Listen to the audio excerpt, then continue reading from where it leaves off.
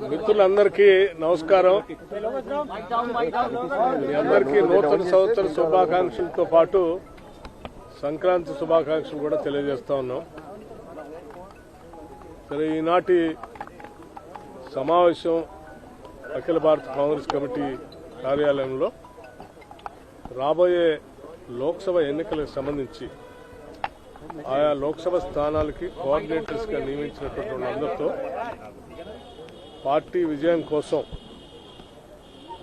చేయబోయాల్సినటువంటి కార్యక్రమాలు, చేయాల్సినటువంటి కార్యక్రమాల గురించి దిశా నిర్దేశం చేసే కార్యక్రమంలో భాగంగానే ఈరోజు సమావేశం జరిగింది. నాయకత్వం అంతా కూడా భవిష్యత్తులో కాంగ్రెస్ పార్టీని తెలంగాణ రాష్ట్రంలో అత్యధిక మెజార్టీతో అత్యధిక స్థానాలు గెలిపించుకోవడానికి కావాల్సినటువంటి వ్యూహ రచన ప్రణాళికలు కూడా వారు కొన్ని సూచనలు చేశారు. దానికి అనుగుణంగా రాష్ట్రంలో పార్టీ ఒక యాక్షన్ ప్లాన్ తయారు చేసుకుని ముందుకు పోతుంది. సార్, ఏంటి సార్ టార్గెట్ ఏంటి? పార్లమెంట్ ఎన్నికల్లో ఎన్ని సీట్లు గెలవాలనేది కాంగ్రెస్ టార్గెట్? అత్యధిక స్థానాలు గెలవటం కోసం కాంగ్రెస్ పార్టీ టార్గెట్ గా పెట్టుకుంది.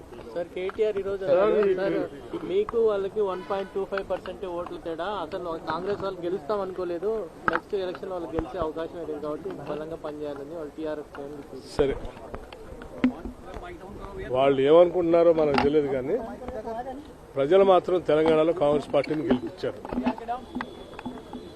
రాబోయే ఎన్నికల్లో కూడా తెలంగాణలో కాంగ్రెస్ పార్టీని భారీ మెజారిటీతో ప్రజలు గెలిపిస్తారు.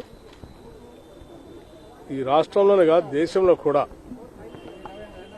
దేశ ప్రజల సంపద అంతా కూడా దేశానికే ఉండాలని, దేశ వనరులన్నీ కూడా దేశానికే ఉండాలని రాహుల్ గాంధీ గారి నాయకత్వంలో, ఖర్గే గారి ఏఐసిసి అధ్యక్షుడిగా దేశవ్యాప్తంగా ఈ కార్యక్రమాన్ని తీసుకుని ముందుకు పోతా ఉన్నారు. ప్రజల ఆస్తులు ప్రజలకే ఉండాలి, దేశానికే ఉండాలి, దేశానికి సంబంధించిన ఆస్తులు దేశానికే ఉండాలని చెప్పేటువంటి వాళ్ళ కోసమే ఈరోజు ప్రజలంతా ఆలోచన చేస్తున్నారు తప్ప, ప్రజల ఆస్తుల్ని, దేశ వనరుల్ని కొద్దిమంది పారిశ్రామికవేత్తలకి అమ్మకానికి పెట్టి దారాదత్తం చేసేటువంటి రాజకీయ పార్టీలకు ఓటేయడానికి ప్రజలు సిద్ధంగా లేరు. రేపొద్దున లోక్సభ ఎన్నికల్లో కూడా ఇదే తీర్పు రాబోతోంది.